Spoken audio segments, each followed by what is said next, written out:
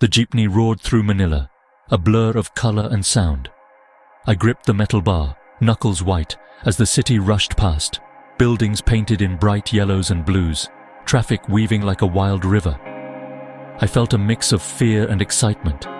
This was my new beginning. Inside, a Lola smiled, students laughed in Tagalog, and a man passed his bayad down the line.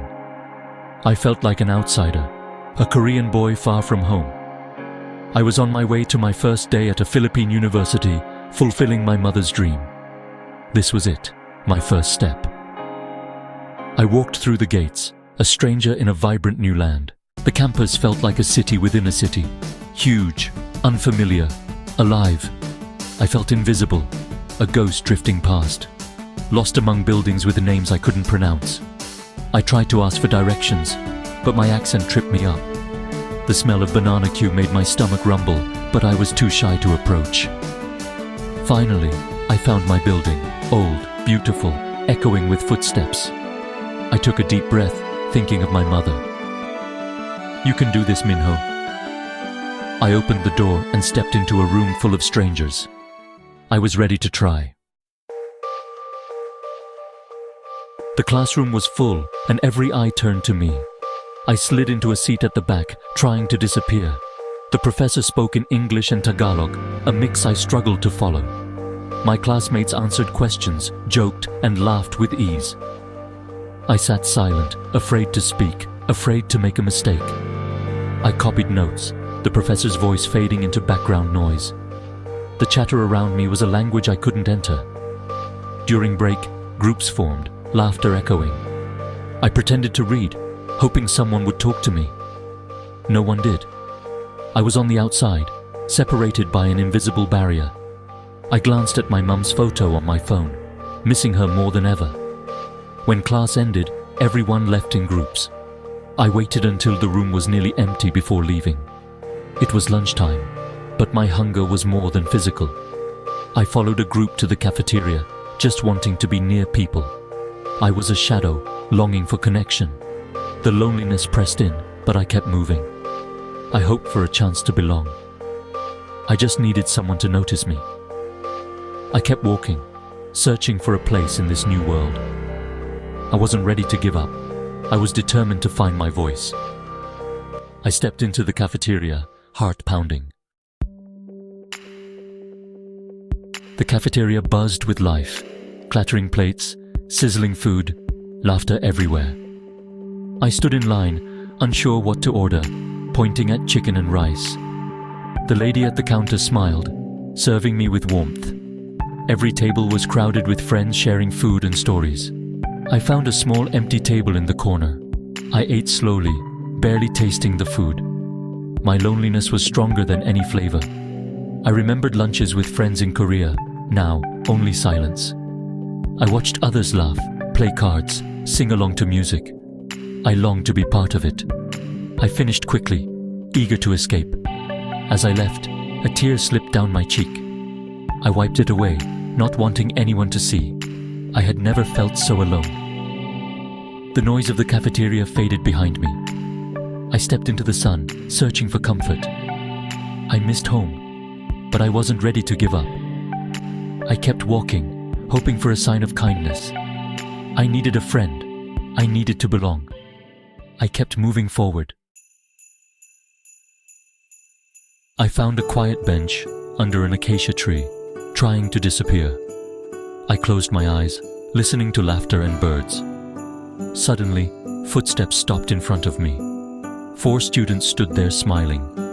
One held a handmade banner. "Welcome to the Philippines, Minho." I stared, shocked. How did they know my name? A girl stepped forward with a plate of adobo. "We saw you in class and eating alone," she said in careful English. "We wanted you to try adobo, a Filipino favorite." I was speechless, overwhelmed by their kindness. Another girl introduced them. Maria, Paulo, Bea, and Josh. Paulo grinned. We heard a new student from Korea was coming. Their warmth was like sunlight breaking through clouds. Tears welled up, but this time from gratitude. I bowed deeply, Korean style, to thank them. Maria placed the plate on my lap. Eat, she said. Food is better with friends. The word friends echoed in my heart. I took a bite of adobo. It was delicious. Their kindness changed everything. I wasn't invisible anymore.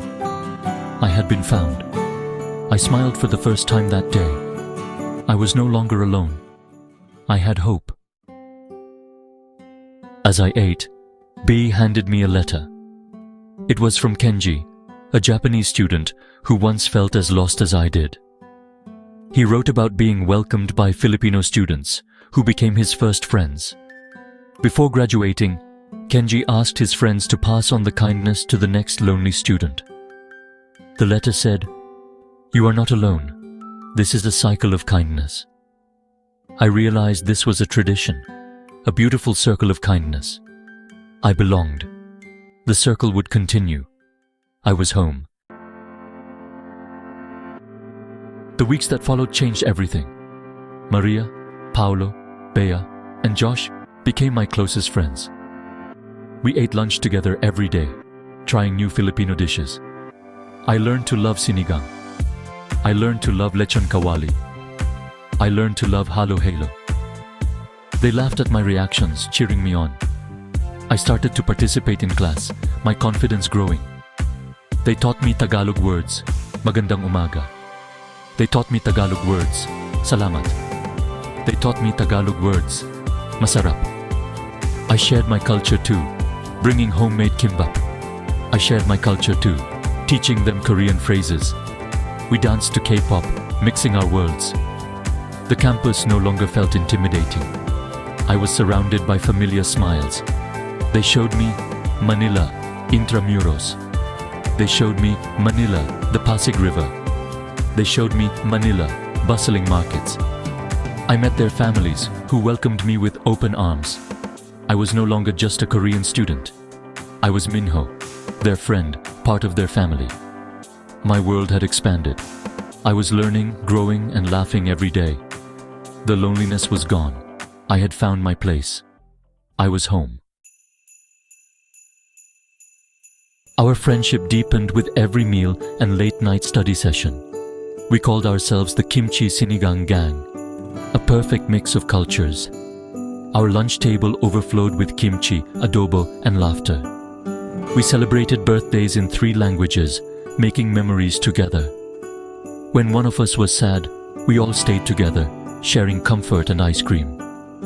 I learned Filipino traditions, simbang gabi, fiestas, and family gatherings. I taught them about chuseok, making songpyeon in my dorm kitchen. We created our own traditions, blending our worlds. The loneliness of my first day was a distant memory. My phone filled with photos of happy faces. My heart was full of gratitude for their kindness and Kenji's letter. They gave me more than food. They gave me a place to belong. Family isn't just blood. It's the people who show up for you. I had found my home. One evening, as the sun set over Manila Bay, I found a quiet spot on campus. I opened a photo of my mother's grave on my phone, her smile giving me courage. I started a video call showing her the sunset. Ioma, you were right. The world is big and beautiful, and the people here are so kind. I told her about my first scary jeepney ride, my loneliness, and the surprise welcome from my new friends. I described Maria, Paolo, Bea, and Josh, my new family. They taught me to laugh again, to try new things, to belong. I showed her the friendship bracelet Maria made for me. I'm not alone anymore, Ioma. I have friends. I have a home. I looked at the sunset, feeling peace. I knew she would be happy for me. I ended the call with a promise.